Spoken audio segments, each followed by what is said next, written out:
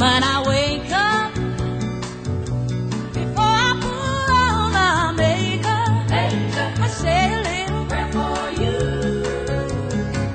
And while I'm combing my hair now, and wondering when Jack first told me, it was like, because you rang me in the morning, like 3 o'clock in the morning, to tell me that she was in intensive care, and I know that my first reaction was to go, oh, it's Bobby, she'll be fine.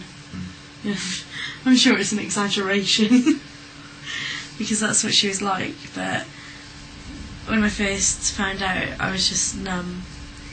Like, that's the only way I can describe it, was numb, and it was one of the hardest things that I've ever had to do, was to ring people that I loved to tell them that someone that we knew so well, or at least we thought we knew well, had just gone within 2 minutes. When I initially found out, I found out because her mum rang me at 2 in the morning to tell me that she'd been in a car crash and they didn't think she was going to make it. I couldn't really sleep, and I spent the next day attempting to find out from people without affecting what they must have been going through, whether or not she was still alive. And I assumed she had to be dead, because doctors don't say to the parents of their child, or a child, we don't think she's going to make it, unless they don't think she's going to make it. And so I spent the rest of the next day attempting to find out if she had in fact died.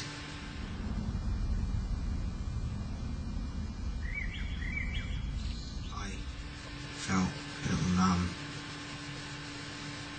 and I think I felt as though I couldn't at the time, and I still can't figure out if the thing that feels odd about it is that she's dead, or if it's just that my normality has been shifted. When, you know, she would go out and she'd be a part of my history, and there'd be meaning there. And I don't know whether it's because I'll never be able to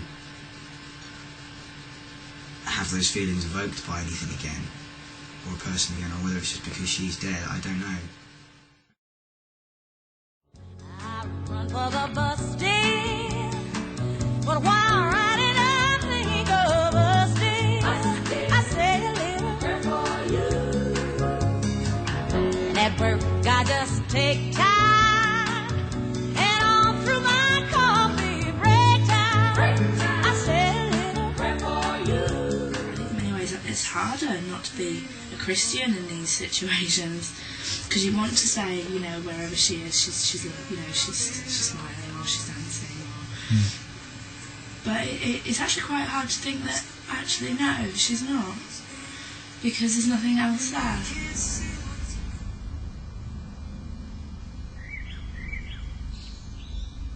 don't believe her to be anywhere. She's just gone. Yeah, no, I found it a strange kind of what I found myself doing more than anything, I think, was just reflecting on my own mortality, my own sort of existence. My darling, believe me, for me there is no one. She'll always be there, and she, you know, just be around, and I do miss her. I miss her so much, and she had moments that she did wonders for my self-esteem, and she made me into a confident person.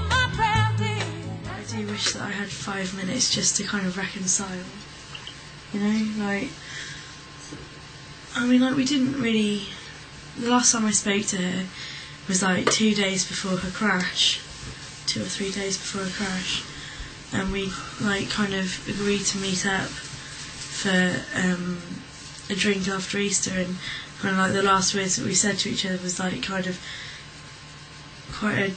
just like, yeah, I'll see you after Easter, hope you have a good Easter, blah blah blah. And I just wish that I could have said, like, I'm sorry for the, you know, the stuff that's gone on, and I really am. I'm really sorry that I mean, like, there's no point in regretting it because you can't, like, turn back time. You can't kind of.